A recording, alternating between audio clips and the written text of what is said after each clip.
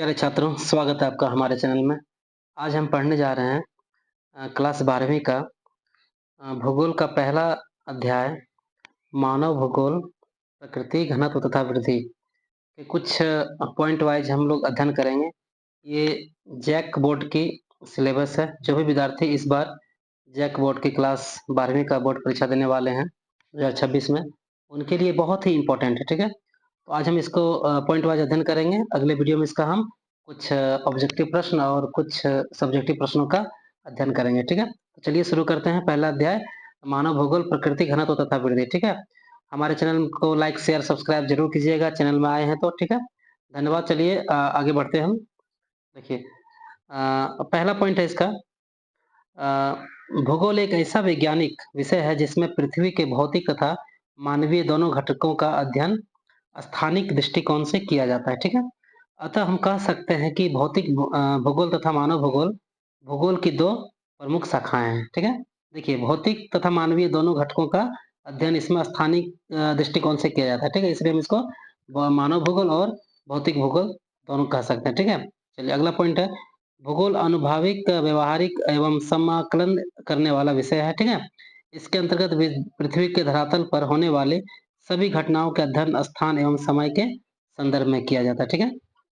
चलिए अगला पॉइंट है पृथ्वी के धरातल पर घटित होने वाले घटनाओं को दो वर्गों में रखा जाता है, ठीक है? प्रथम वर्ग में पृथ्वी के भौतिक घटक या भौतिक तत्व जैसे पठार हो गया, पर्वत हो गया, मैदान हो गया, जीव जंतु हो गया, प्राकृतिक वनस्पति, वायुमंडल, महासागर आदि को सम्मिलित किया जाता है, ठीक है? जिसे हम भौतिक पर्यावरण कहते हैं, ठीक है? समझ गए होंगे। और अगला पॉइंट है पृथ्वी के धरातल में दूसरे वर्ग में मानव तथा मानव जनित भूत दृश्य, जो मानव हो गया, फिर मानव के द्वारा जनित भूत दृश्यों जैसे अधिवास हो गया, जहाँ वो रहते हैं, कृषि हो गया, उद्योग हो गया, व्यापार हो गया, उनकी जनसंख्या हो गई, सड़क हो गया, रेल मार्ग हो गया, मतलब मनुष्य के द्वारा जो जो चीज जनित होती है, ठीक है, आदि को सम्मिलित करते हैं दूसरे वर्ग में, ठीक है? इनको सम्मिलित रूप से सांस्कृतिक भूदृश्य कहा जाता है। सांस्कृतिक भूदृश्यों के अध्ययन भूगोल की दूसरी प्रमुख शाखा मानव भूगोल में किया जाता है, ठीक है? चलिए अगला पॉइंट हम देखेंगे। अगला पॉइंट है मानव वातावरण का एक क्रियाशील, देखो मानव वातावरण का एक क्रियाशील प्राणी है, ठीक है? देखिए हम मनुष्य जो भी वातावरण में रहेगी तो वो क्रिया तो कुछ ना कुछ करते रहेगी, ठीक है? क्रियाशील प्राणी है। मानव भूगोल के अंतर्गत मानव और प्रकृति के बीच सतत एवं परिवर्तनशील पारस्परिक क्रिया से उत्पन्न सांस्कृतिक लक्षणों की स्थिति एवं वितरण की विशेषताओं का अध्ययन किया जाता है, ठीक है? अथवा हम कह सकते हैं कि मानव भूगोल के अंतर्गत मानव एवं उसके प्राकृतिक पर्यावरण के साथ सामाजिक अध्ययन किया जाता है, ठीक है?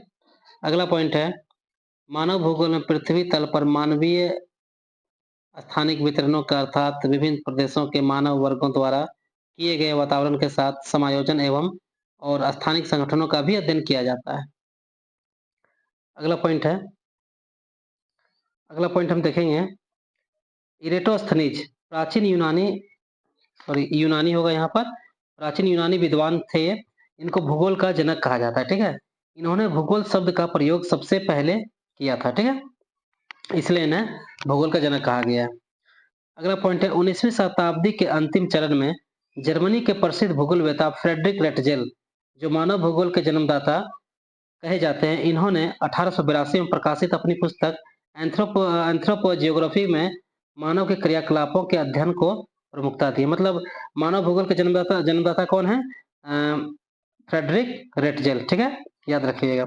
एंथ्रोपोजियोग्राफी इनका पुस्तक का नाम था, ठीक है? चलिए अगला पॉइंट हम देखते हैं।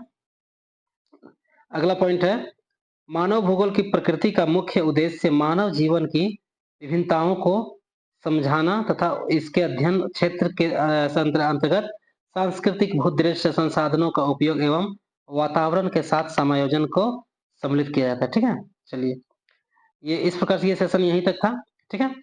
इतना ही पॉइंट था इसमें। उसके बाद हम इससे जो भी इस अध्याय से जो भी कुछ वस्तुनिष्ठ महत्वपूर्ण प्रश्न है उनको मैं लेके आऊंगा, ठीक है? उन पर एक वीडियो बनाऊंगा, ठीक है? आप हमारे साथ जुड़े रहें और हमारे चैनल को लाइक, शेयर, सब्सक्राइब जरूर कर दीजिएगा और बेल आइकन भी दबा दें ताकि हमारा नोटिफिकेशन आप तक पहुंच जाए, ठीक है? धन्यवाद, मिलते हैं अगले क्लास में।